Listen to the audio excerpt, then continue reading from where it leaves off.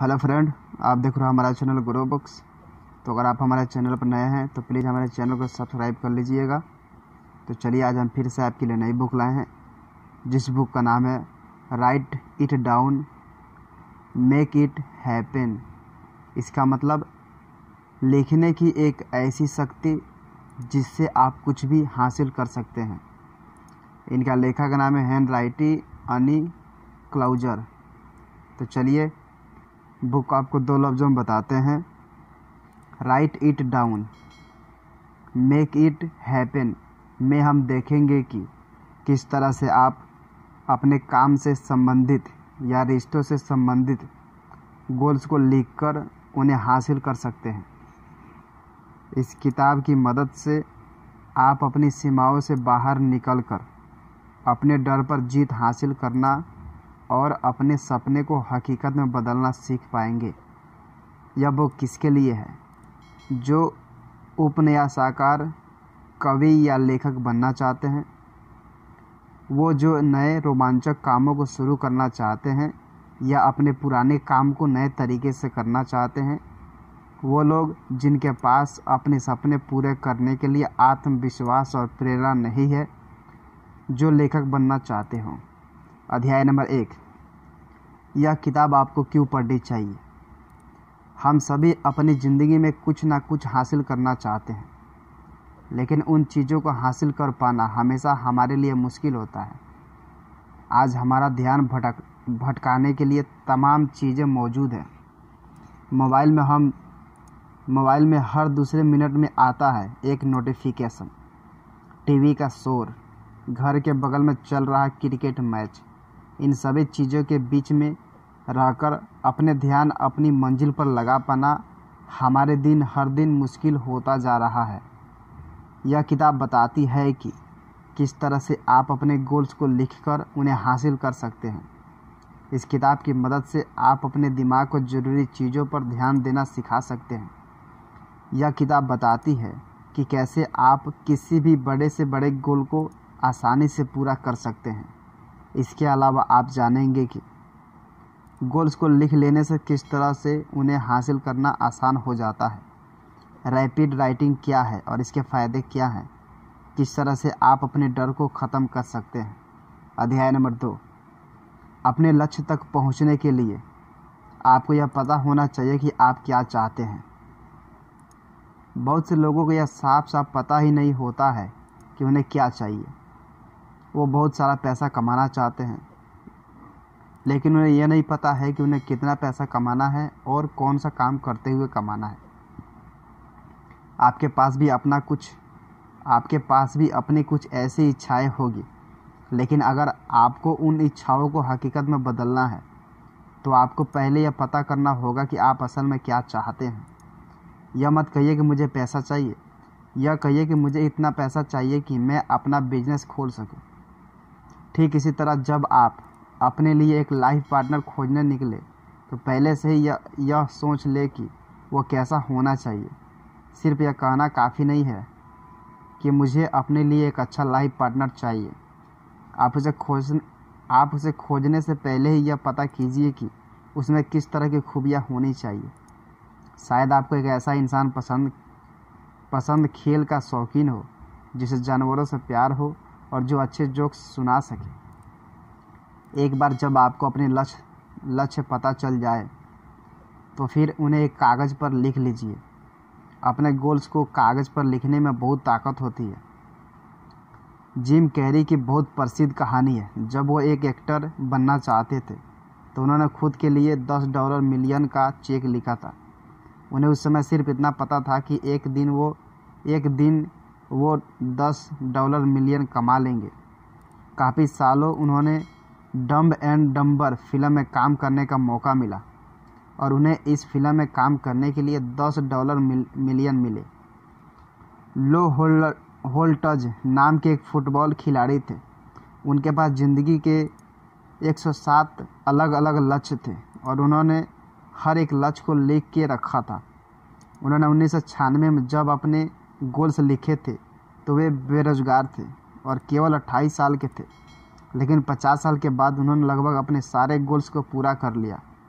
जब आप अपने सारे गोल्स को साफ साफ एक कागज़ पर लिखते हैं तो आप कुछ भी हासिल कर सकते हैं।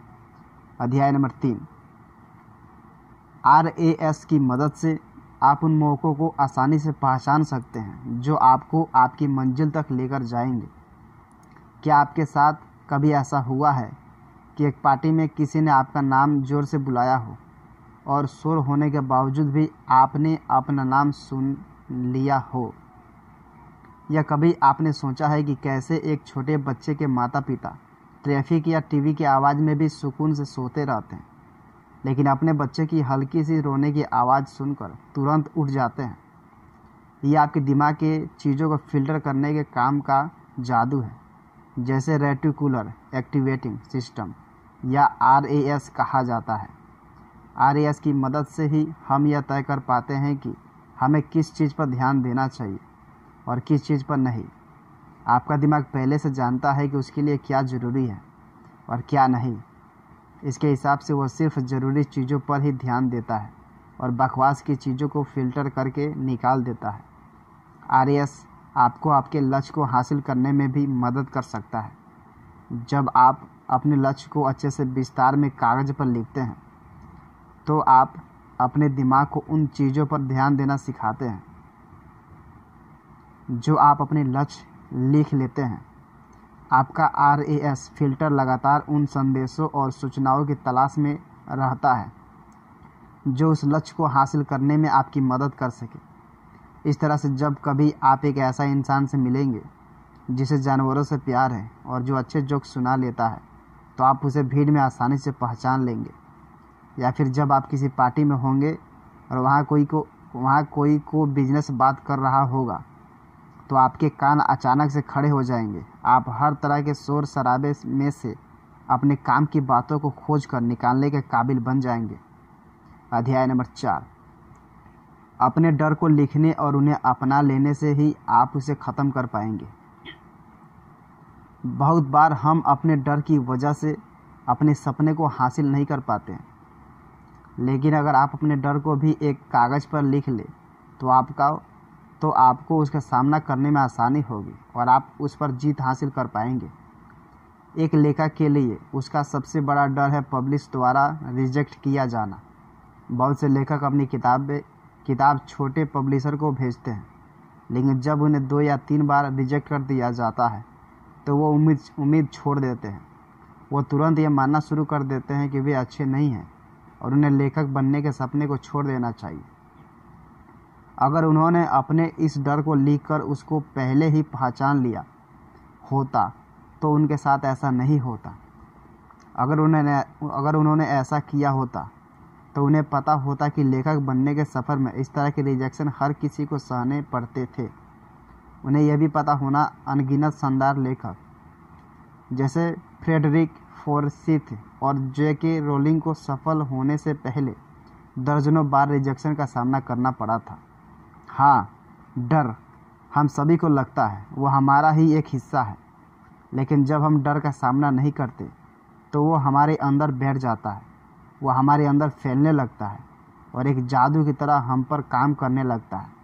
वो हमें क्रिएटिव नहीं बनने देता, वो हमें खुद की ताकत पर यकीन करने से रोकता है, जिससे हम अपने सपने के पीछे नहीं जा पाते। अपने डर को लिखकर आप खुद को उससे आज़ाद कर सकते हैं, लेकिन यहाँ भी आपको अपने डर को साफ साफ लिखना होगा। यह लिखिए कि किस तरह के हालात में आपको वो डर लगता है। वो कौन सी चीज़ है जिसे देखने पर आपको डर महसूस होना शुरू होता है। यह करने के बाद आप अच्छे से अपने डर को पहचान पाएंगे और उसका सामना करने के लिए खुद को तैयार कर पाएंगे। अध्याय नंबर 5, रैपिड राइटिंग की मदद से अपनी चिंताओं को दूर कर सकते हैं।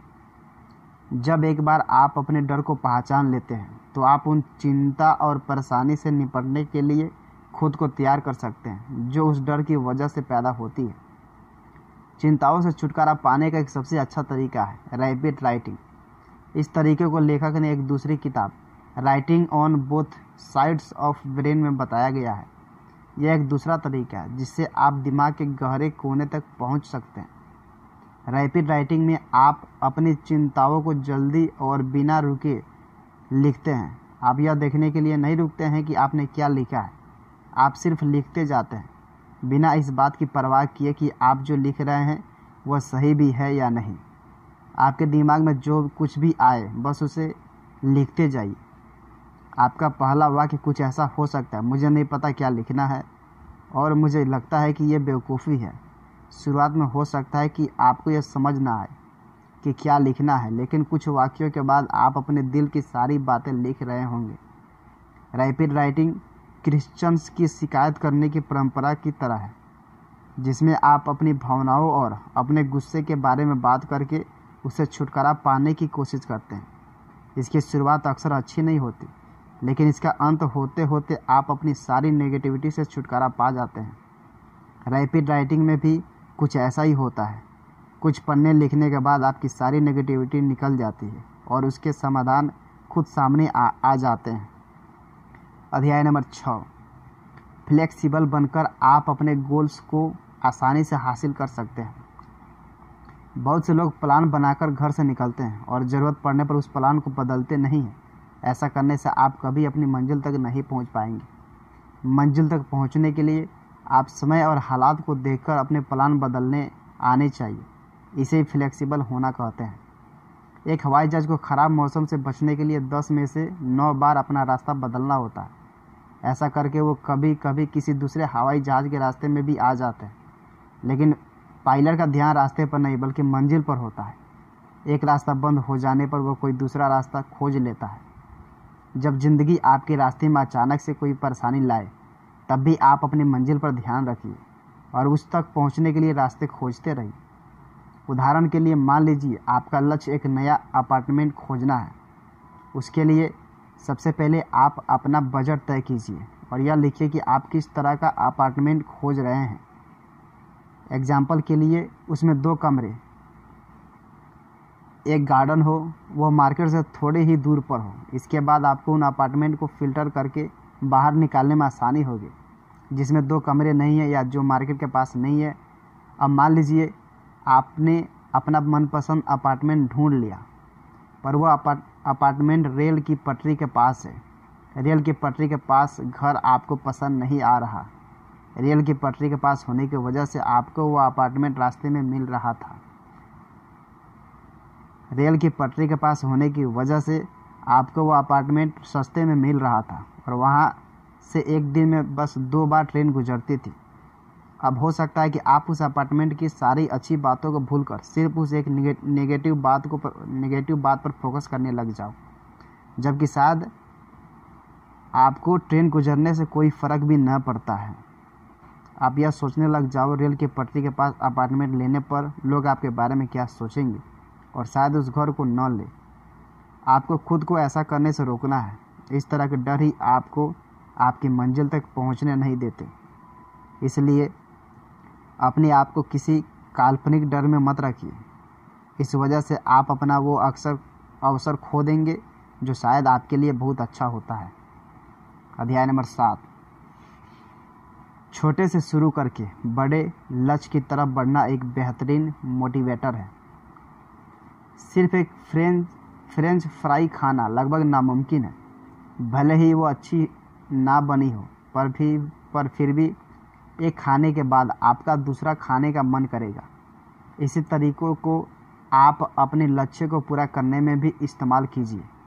अपने बड़े लक्ष्य को पूरा करने का सबसे आसान तरीका है छोटे लक्ष्य को पूरा करने से शुरू करना और बड़े लक्ष्यों की तरफ बढ़ना। इसलिए आप अगर कुछ बड़ा करना चाहते हैं तो छोटी चीज़ों से शुरुआत करें। ऐसा करने से आपके अंदर ताकत और आत्मविश्वास पैदा होगा। अब यह ज़रूरी नहीं है कि आपके सारे छोटे छोटे लक्ष्य एक दूसरे से मिलते हैं। आप बहुत से अलग अलग छोटे छोटे काम कर सकते हैं। जब भी आप एक छोटे काम में जीत हासिल कर लेंगे तो आपके अंदर दूसरे लक्ष्य को पूरा करने का हौसला अपने आप पैदा हो जाएगा। एग्जाम्पल के लिए आपके 2 अलग अलग लक्ष्य हो सकते हैं, एक किताब लिखना और एक मैराथन दौड़ना। अब यह 2 लक्ष्य आपस में मिलते नहीं हैं, लेकिन जिस दिन आप किताब लिख लेंगे उस दिन आप यह सोचने लगेंगे कि अगर आप किताब लिख सकते हैं तो आप मैराथन भी आसानी से दौड़ सकते हैं। एक और तरीका है जिससे आप अपने लक्ष्य को पूरा करने की संभावना बढ़ा सकते हैं। अपने लक्ष्य को किसी अच्छे काम के साथ जोड़ दीजिए, जिससे उसके पूरा होने पर सिर्फ आपका खुद का फ़ायदा ना हो बल्कि समाज के बहुत से लोगों का हो। इसका यह मतलब नहीं है कि आपको अपने लक्ष्य बदल देने चाहिए।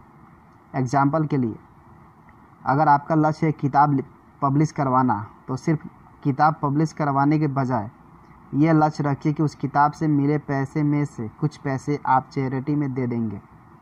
जब आप अपने लक्ष्य को पूरा करने के साथ साथ समाज के दूसरे लोगों का भला करने के बारे में भी सोचते हैं, तो आपको अपने लक्ष्य को पूरा करने की प्रेरणा मिलती है। अध्याय नंबर 8, आग और पानी का इस्तेमाल आप अपने फ़ायदे के लिए कर सकते हैं। कागज़ और कलम का आविष्कार करने से पहले हम अपनी शक्तियों को बढ़ाने के लिए आग और पानी का इस्तेमाल करते थे। आज भी आग और पानी में इतनी ताकत होती है कि हम इसका इस्तेमाल खुद को ताकत देने के लिए कर सकते हैं। जूलियन जेम्स एक प्रसिद्ध मनोवैज्ञानिक थे, जिन्होंने बताया कि हमें ज़बरदस्त आइडियाज़ अक्सर तब आते हैं जब हम बिस्तर पर स्नान में या बस में होते हैं। इन तीनों में से लेखिका स्नान की शक्तियों को लेकर सबसे ज़्यादा इससे प्रभावित हुई। बहुत सी धार्मिक कथाएं, कविताएं और चित्र पानी की शक्तियों को दिखाती है। यह कोई इत्तेफाक नहीं है कि स्नान में जाते वक्त आर्किमिडीज ने अपने प्रसिद्ध यूरेका को महसूस किया। पानी शरीर को साफ करता है, लेकिन सिर्फ पानी के आसपास होने से भी हमारा मन साफ होता है, जिससे हमारी क्रिएटिविटी बढ़ जाती है। दूसरी तरफ आग का इस्तेमाल अपने इरादों को ताकत देने के लिए किया जा सकता है। अमेरिका की बहुत जनजातियां आग का इस्तेमाल करके उम्मीद जगाने की कोशिश करती है।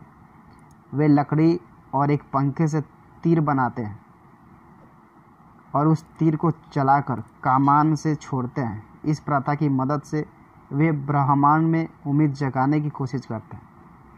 आग का इस्तेमाल करके आप भी अपने इरादों को ताकत दे सकते हैं। एक कागज़ पर उन 3 चीज़ों को लिखिए जिन्हें आप हासिल करना चाहते हैं, और उन 3 चीज़ों को लिखिए जिससे आप छुटकारा पाना चाहते हैं। इसके बाद एक सुरक्षित जगह पर जाइए और उसे जला दीजिए।